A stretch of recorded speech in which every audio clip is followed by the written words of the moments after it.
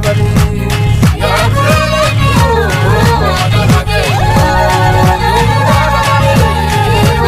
Kujisane raguse nama dugati yuse yo duga kamani waaqarraa dhabanii hoo. Hojii guddaa fi milki qabeessi dhaabbanni hordoftoota amantii waaqeffannaa akkuma qaama seerummaa argateen hojjete giddugaloota dhaabbatichaa gurmeessuu fi qooda hojii giddugaloota kanneenii kaa'uun hojicha ciminaan eegaluudha. Hojiileen ijoo giddugalootaa kunneenis barnoota amantichaa akka dhaabbataatti qindaa'ee fi barsiisota amantichaa ramadaniin sadarkaa giddugaloota isaaniitti galmootan ga'uu, waaqeffattoota iddoo jireenya isaaniitti gurmeessuun galmoota amantichaa deebisanii ijaaruun hordoftoonni amantii waaqeffannaa seera qabeessa ta'uun isaanii beekamee ifaa fi bilisaan akka waaqeffatan aadaa fi duudhaa isaanii akka guddifatanii fi akkasumas lafa iddoo waaqeffannaa fi awwaalchas hordoftoonni amantii waaqeffannaa akka argataniif yookaan qabaataniif irratti hojjechuu fi kanneen kana fakkaatanidha. Yoo gurreelee miyyoo waaqa nageenya yoo dhugaa qabanii waaqarraa dhabanii.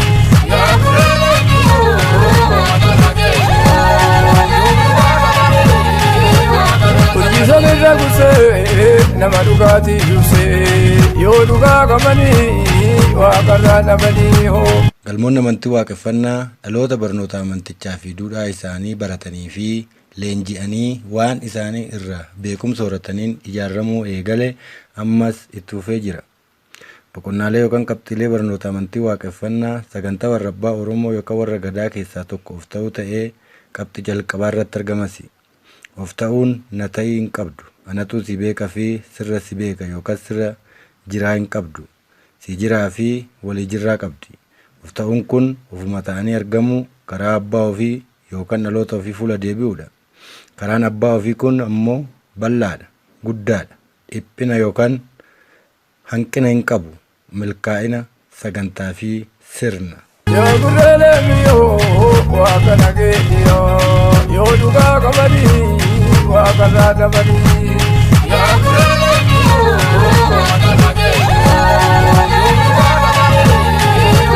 Kujisane raguse nama dugati yuse yoo dhugaa qabanii waaqarraa dhabanii hoo. Barnoonni, beekumsi, qaroominni, guddinni, fayyaan, nageenyi, jaalalli fi walumaagala jireenyi dhugaa fi walqixxummaa otoo qaba jettee hin booninii fi dhabe jettee hin boo'in waliin jiraattu karaa warra keetiin of ta'uu keessani. Walumaagalatti of ta'uun sagantaa dhaloota ofii bu'uura idda yookaan hundee irraa guddatuuti jechuudha. Ofitti deebi'uudha. Hundeen kan biraa fi jirmi yookaan dameen kan biraa yoo ta'e waan milkii fi achi siiqaa hin qabu. Amantii waaqeffannaa bu'uura kanaan kan of ta'ii malee na ta'ii hin qabneef. Yoo of ta'an wal ta'an. Yoo wal ta'an abbaa waan ofii ta'an. Aadaa, duudhaa, afaan, amantii, eenyummaa, sirna yookaan gadaa, sagantaa, seenaa hundee ofii sanaan deemsa jiruu fi jireenya tarkaanfii fuulduraa itti fufani. Kun haqaa fi nagaaf utubaa galaanas ta'ee bubbee kamiinuu irraafamneedha. Si cimsa. Namuu namooma wal beekee waan ofii fedhu walii fedhee walii beekee fi wal beekee waliin akka jiraatu godha.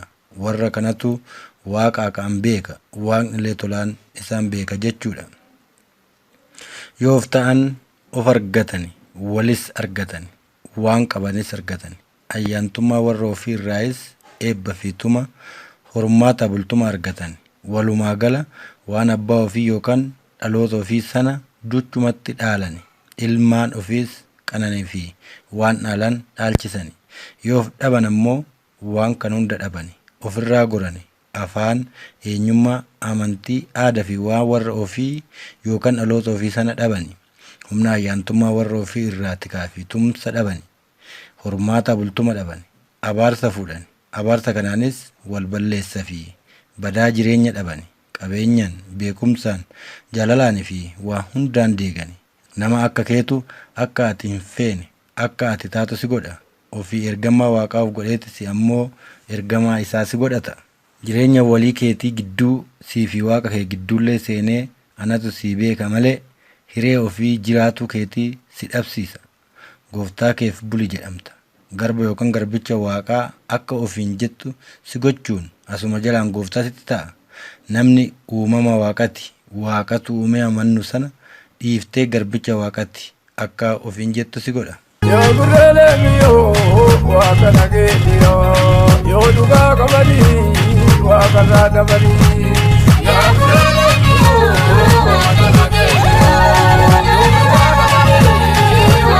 Hojii irraa gursee nama dhugaatii dursee yoo dhugaa qabanii waaqarraa dabanii hoo. Dhugaan barnoonni duudhaa warra abbaa Oromoo barnoota hundeen tolee hundaa ta'u. Namnis nama ta'uun waan itti wal darbu hin qabu hubachiifti. Yoo wal dabarsite abbaa uumaa uumaan yookaan waaqan walitti buuta. Kanaaf namni eessa wal darba? Akkamitti wal miidha? Akkamitti addunyaa tana ija adda addaan arga yoo jenne barnootaan tollii fi ammeenyi dhala namaa barnoota irraa dhufa. Yoo barnoota irraa tole homtuu hin badu. Barnoota irraa yoo bade ammoo homtuu hin tolu. Barnootaan beekan, beekumsaan bulan. Kanaaf yeroo ga'aa barnoota barsiisuun dhaloota beekumsa gofachiisuun hojii galmoota amantii waaqeffannaa babal'isuus ta'ee gita kamiinuu hojjetamu irratti dhaabbanni hordoftoota amantii waaqeffannaa yeroo fudhatee hojjeta. Yoo gurraalee mi'oo waaqa nageenya yoo dhugaa qabanii waaqarraa dabanii.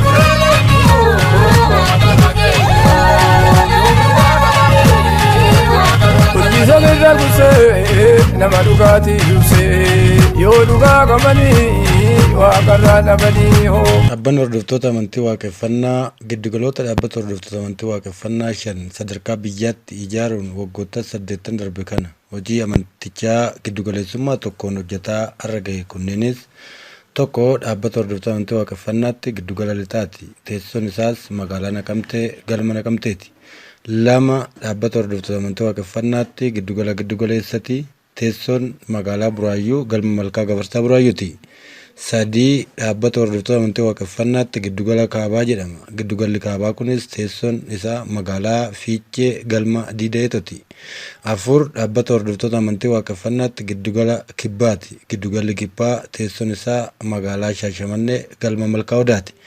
5 dhaabbata hordoftoota amantii waaqeffannaatti giddugala Bahaati. Giddugalli Bahaa teessoon Boosat magaalaa Walancitiiti.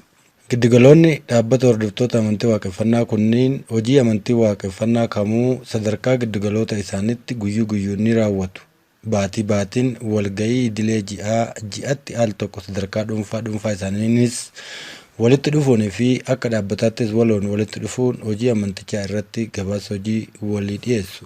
Yoo gurraalee mi'oo waaqa nageenya yoo dhugaa qabanii waaqarraa dabanii.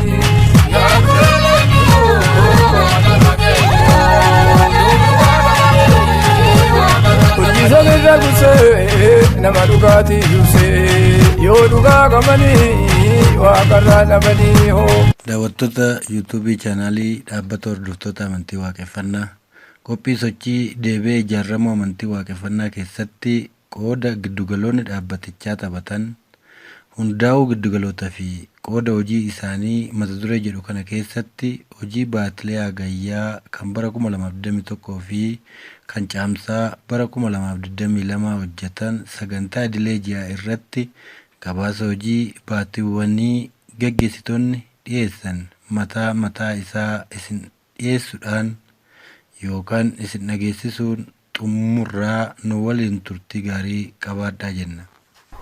Hojiiwwan giddugala Kaabaa ji'a hagayyaa kana keessa hojjetaman bifa gabaabina ta'een walii dhiyeessina jechuudha. Sunis akka dhalootaatti karoorawwan gaba dhaabbata hordoftoota amantii waaqeffannaatiin baasan hojiitti hiinnee akka silaa dhaloota kanaaf ta'utti maaltu hojjetamaa ture giddugala hordoftoota amantii waaqeffannaa Kaabaatti kan jedhu san kutaalee jiraniin gabaabsinee ilaalla jechuudha. Gama kutaa'uu danda'uutiin kutaan sun haga konyeetti dhaabbatee jira.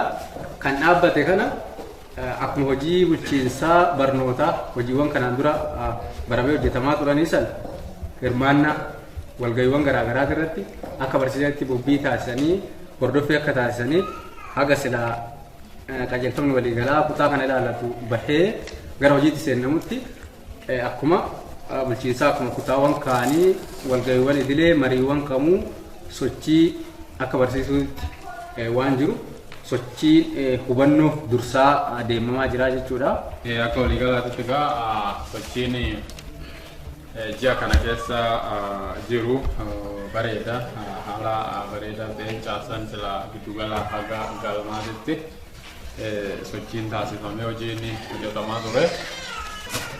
Akka giddugala keenyatti qabatatti ji'a kana keessa sochii galma babal'isuutiin wal qabate galma tokko bannee jechuudha.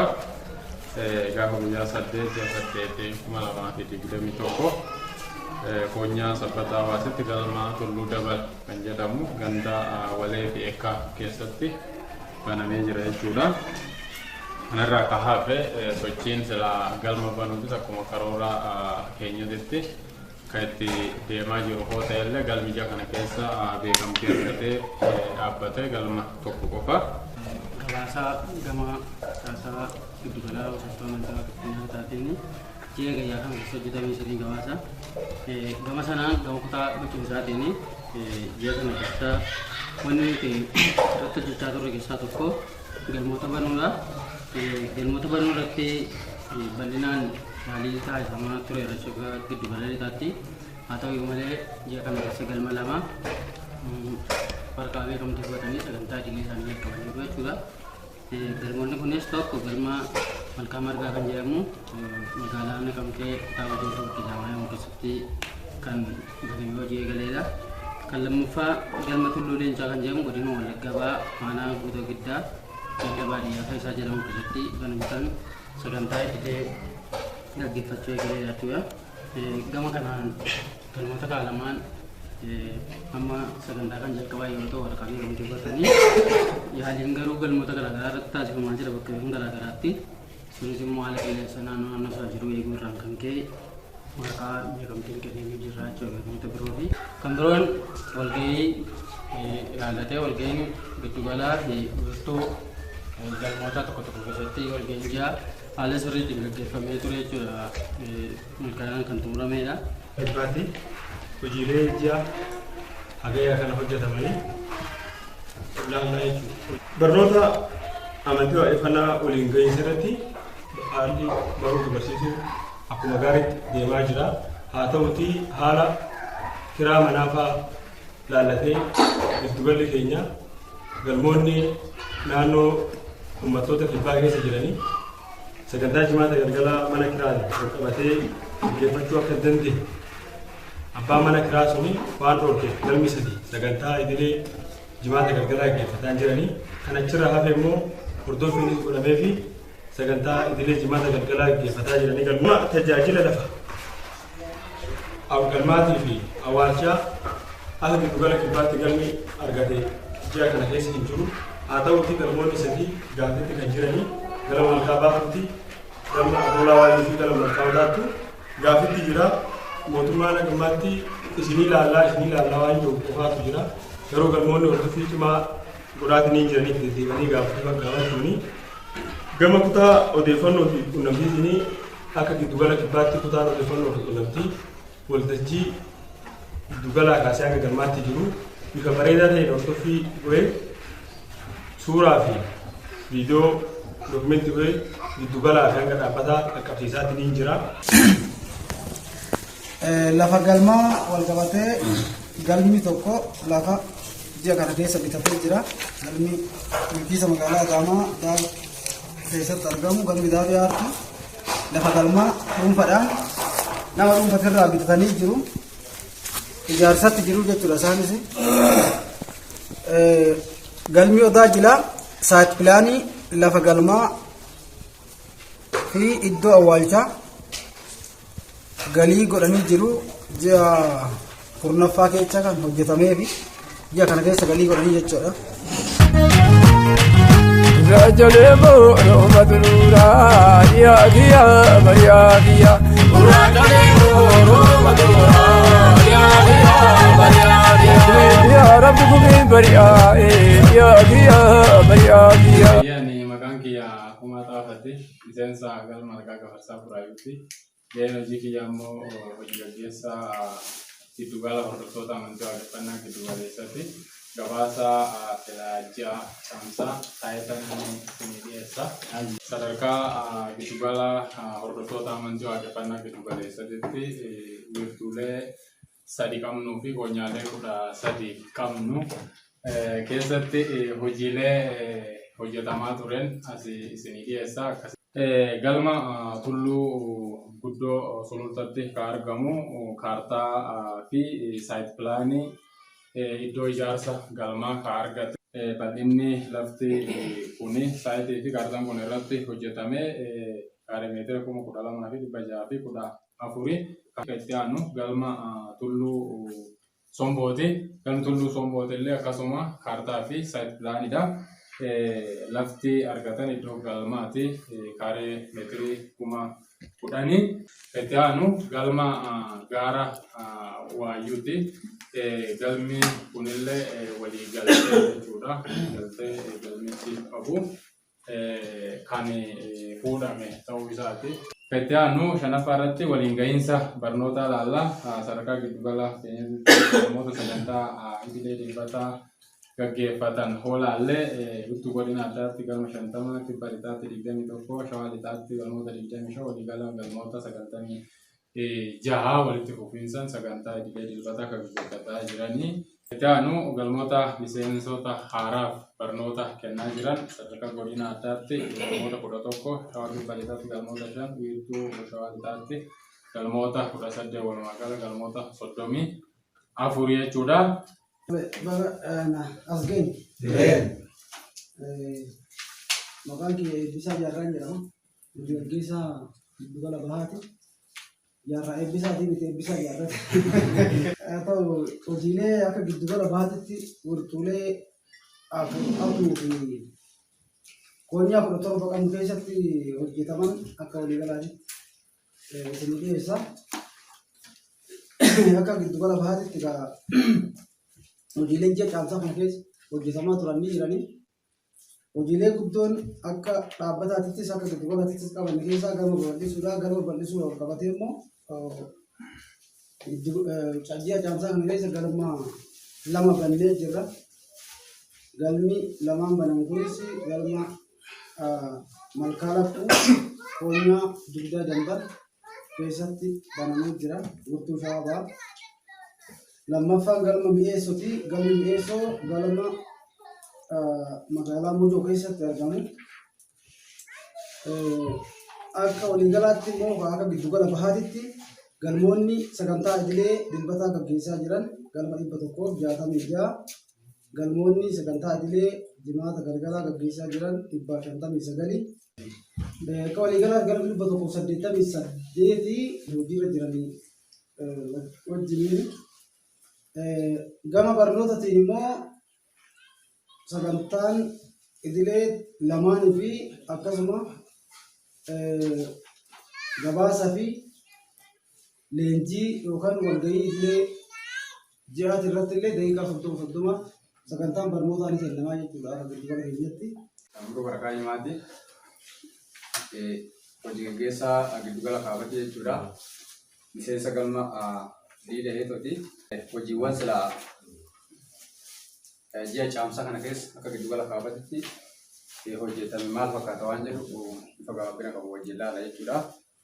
Sunis adeemsuma silaa karoora waggaa baafannee karoora waggaa sanarraa immoo gara kurmaana keessattuu ji'a ji'aan maal hojjechuu qabna waan jedhu san ilaaluudhaan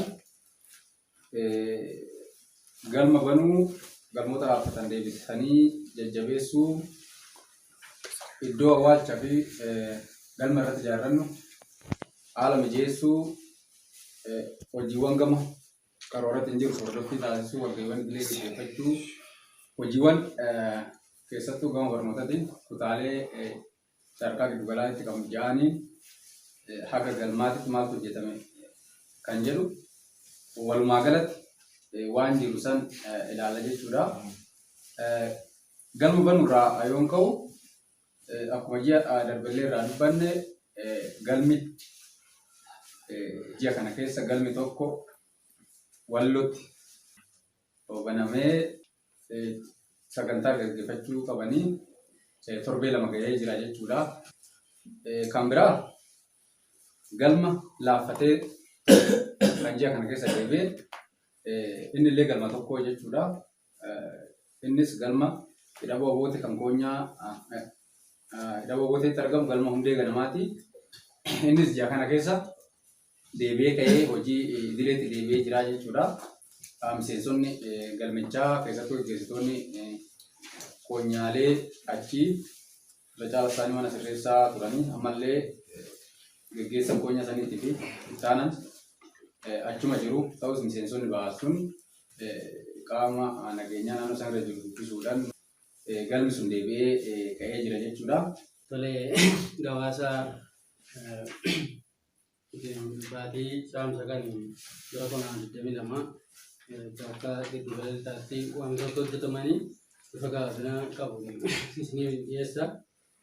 Sanas immoo giddu galeessaa birtulee 3 fi galmoota birtulee 5 kan of jalaa qabudha. Haaluma kanaan birtulee 3 galmoota gaazexaa hojii hojjetamaa turanii sanan isinii dhiyeessa jechuudha. Sunis jalqabarraa afaan ilaallu galma banuu irratti yookiin galma haaraa saaquu irratti akka giddu galeessaatti hojiin hojjetamaa tureera. Haa ta'u malee biyyi mirkaansaa hangi barbaachisu waan jiru ta'ee giddu galeessaatti birtuu warra Guduruu Wallaggaa aanaa Guduruu magaalaa Mukee jedhamu keessatti galmi tokko banameera jechuudha. Maqaan kiyyaa Lammisaa Bushuraati. Miseensa galma Malkaa Odaati. Akka caasaa dhaabbataatti immoo hojii keessaa giddu gala kibbaatee jechuudha. Wanni silaa walgahii idileeti. Walgahii idilee ji'a caamsaati. Hojii ji'a caamsaa kana keessaa akka giddu gala kibbaatti silaa hojjetame walii gabaasna. Barnoota amantii waaqeffannaa waliin gahuu ilaalchisee barnoota amantii waaqeffannaa waliin gahuu keessatti galmoota giddu gala kibbaa keessa jiran sagantaa idilee dilbataatii fi jimaataa haala gaarii ta'een giddu gala kibbaa keessatti kan kennamaa turedha. Namni hojjetuu danda'u, namni hojjete jireenya isaaf hojjechuu akka danda'u hundi keenyaa barree dhiyeessin hubadhaa jechuudha. Kana dhaga'uu guyyaaf jiraadhee ani gammachuu guddaatti dhagahamaa.